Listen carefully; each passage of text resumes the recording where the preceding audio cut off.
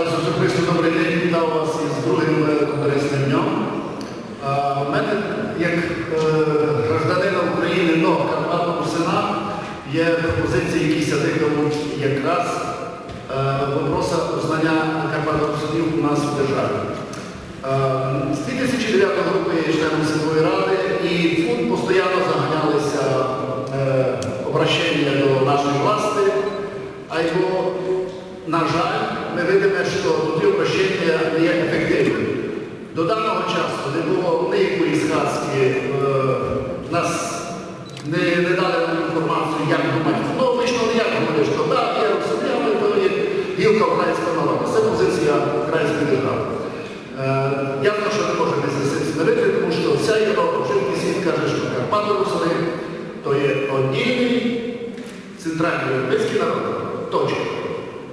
Я б предложив більш ефективно Світовій Раді Світового Конгресу обратитися до нашої власти. А як? Тут прозвучало, і ми всі добре знаємо, що ми маємо представників у парламентах держави. Мадярщини, пані Віра Гінц, у Румунії, пані Юрія Скірцак. Я знав, що є депутати, які однозначно представляли наші інтереси, просто не є такої функції у словацьких парламентах, у парламенті Польщі. Недавно була зустріча із головою комісії Верховної Ради у Ужгороді по національним вопросам. Ясно, що ми піднімалися ці вопроси. Но моя пропозиція слідуюча. Перше, много і нефайно крутиться вопрос вокруг самоназви Русини. Я б предложив, щоб ми далі познавали назву Карпати Русини. Чому? Діло в тому, що українська ідеологія хоче нас розмастити. Вона називає русинів, каже, так, є русини, і білоруси, і руські русини, і далі. Карпати Русини слово мало послугуватися русинами світа як определення конкретне, щоб ми не розвивали і не давали можливості української власті розвивати нашу самоназву. Це перше. Друге. Ініціювати сказку на території України.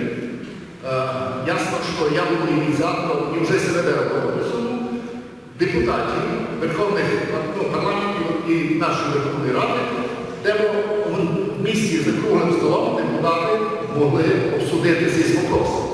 Тому що часто густо я говорю із людьми власти, з людьми з Києва, і вони практично не мали інформації про русинів, а ті мали та мали і скривлену інформацію, неправдиву. Тому така зустріча у Києві, вона принесла великий процес, тому що хочу повісти, почалися досить позитивні процеси у державі Україна, і тепер є шанс, що ми можемо все-таки добитися припознання у нас вдома.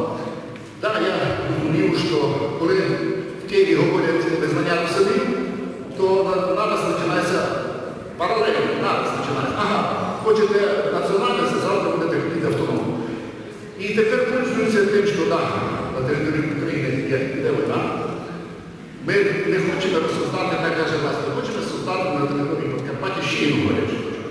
На що є аргументу перебачено. Мадярщини Русини, що просять автономію, Словакія Русини просять автономію, другі держави. Просто це ще того комуністичної ідеології, яку хозує наша, на жаль, хозує наша власть. Тому однозначно я буду, так, і ще до мене.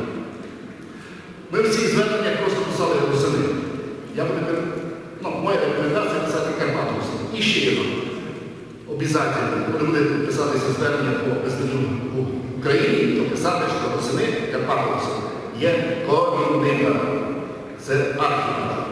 Тому що на даний час закон признали кримський татар, а русини, які проживали тисячу років на своїй території, чомусь наша власть лише сторона. От такі мої короткі пропозиції. Дякую.